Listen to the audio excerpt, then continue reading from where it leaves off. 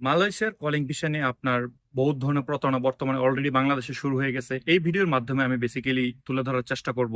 ভিডিওটি অবশ্যই আমি দুইটা পার্টে পাঠ করবো, তার কারণ বেশি বড় হলে ভিডিওটি আপনারা দেখতে চান না। প্রথম পার্টে আমি আলোচনা করব যে মালয়েশিয়ার কলিং ভিসার জন্য আপনি কোন এজেন্সির কাছে যাবেন, কিভাবে এজেন্সি নির্বাচন করবেন, এবং বর্তমানে যে সিন্ডিকেট গুলো চলতেছে এইগুলো থেকে কিভাবে বাঁচবেন। এবং ভিডিওর দ্বিতীয় পার্টে আমি আপনাদের সঙ্গে আলোচনা করব কিভাবে বর্তমানে যে মালয়েশিয়ার সার্বিক পরিস্থিতিগুলো কি, এবং আপনি কত টাকা দিয়ে যাবেন, ওইখানে আপনার স্যালারিটা কেমন হতে পারে, কি কি সুযোগ সুবিধা পেতে পারেন, এক্সেক্ট এক্সেক্ট। সো আজকের ভিডিও অত্যন্ত গুরুত্বপূর্ণ হবে যারা আপনারা মালয়েশিয়া যেতে চান তাদের জন্য। আশা করি ভিডিওটি না টেনে সম্পূর্ণ দেখবেন।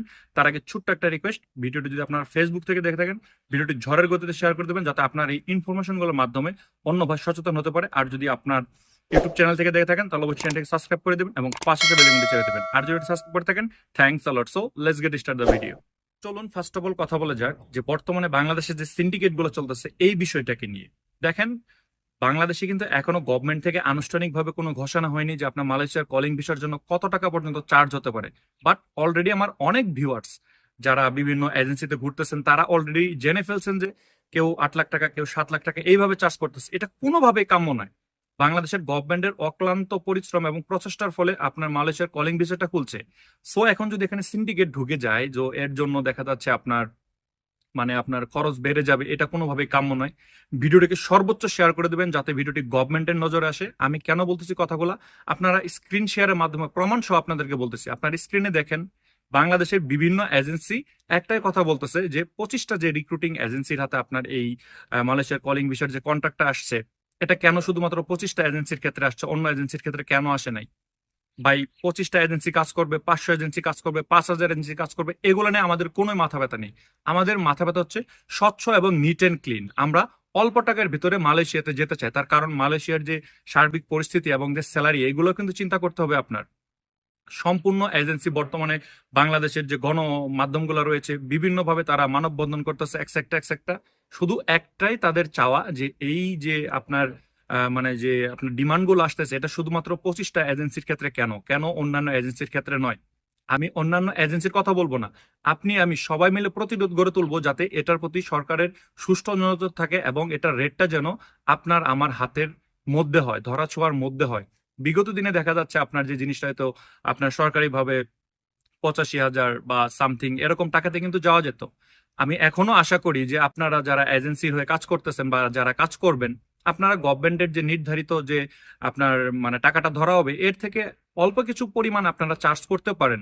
সেটা সাধ্যের মধ্যে হতে হবে। সেটা কত হবে অবশ্যই আপনারা কমেন্টসে জানাবেন। আমি এই জন্যই বলতেছি কমেন্টসে আপনারা প্রতিরোধ গড়ে তুলেন, ভিডিওটাকে শেয়ার দিয়ে প্রতিরোধ গড়ে তুলেন।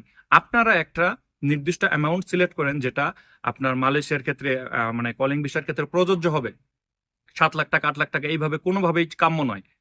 আর 25টা এজেন্সির মাধ্যমে যে হবে এর মানে যে অন্যান্য এজেন্সি কাজ করতে পারবে না, বিষয়টা কিন্তু এরকম না। আপনার খরচটা কখন কম হবে? খরচটা তখনই কম হবে যদি আপনি এই 25টা এজেন্সিতে সরাসরি গিয়ে কাজ করতে পারেন। এই 25টা এজেন্সির আন্ডারে আরো 5 থেকে 10 হাজার এজেন্সি কাজ করবে এবং সেই 5 থেকে 10 হাজার এজেন্সির মাধ্যমে এলাকার লোকাল 10 থেকে 20 হাজার দালাল কাজ করবে। যদি আপনি সেই থার্ড পার্টি দালালের মাধ্যমে ধরেন, তারা এসে একটা এজেন্সিতে দিবে, সেই এজেন্সি আবার এসে এই মূল এজেন্সিকে দিবে। সো এখানে কিন্তু রেটটা বেড়ে যাবে। আমি আপনাদেরকে সহজ একটা বুদ্ধি দিয়ে দিচ্ছি। আপনারা গুগলে যান, গুগলে গিয়ে আপনার বাইরা লিখে সার্চ দেন। সার্চ দেওয়ার পরে এখন আপনার স্ক্রিনে যে দেখতে পাচ্ছেন এই 25টা এজেন্সির যে কোনো একটা আরএল নাম্বার বা নাম দিয়ে আপনারা সার্চ দেন। সার্চ দিলে আপনার পূর্ণাঙ্গ ডিটেলস চলে আসবে। আপনারা সরাসরি গিয়ে তাদের সঙ্গে যোগাযোগ করেন। সো এজেন্সির ক্ষেত্রে আমি বলবো যে আমরা এক চুলো ছাড় দেবো না। সিন্ডিকেট থেকে, প্রতারণার হাত থেকে আপনি কিভাবে বাঁচবেন এবার কিছু আপনাদেরকে টিপস শিখিয়ে দিচ্ছি। প্রত্যেকটা এজেন্সি অন্যান্য যারা কাজ পায়নি তারা কিন্তু মানববন্ধন করতেছে। কেন করতেছে? যে কাজগুলো যাতে তারা পায়। আরে ভাই, এই এজেন্সি কাজ করবে, আপনি কাজ করতে পারবেন না, এর জন্য আপনি মানববন্ধন করতেছেন। একটাবার তো আপনি এই জন্য মানববন্ধন করলেন না যাতে রেটটা সীমিত বা একটা সাধ্যের মধ্যে থাকে। একটা এজেন্সির লোকও আপনার আমাদের মতো যারা আমরা শ্রমিক, যারা আমরা যেতে চাই তাদের হয়ে কিন্তু কথা বলতেছে না।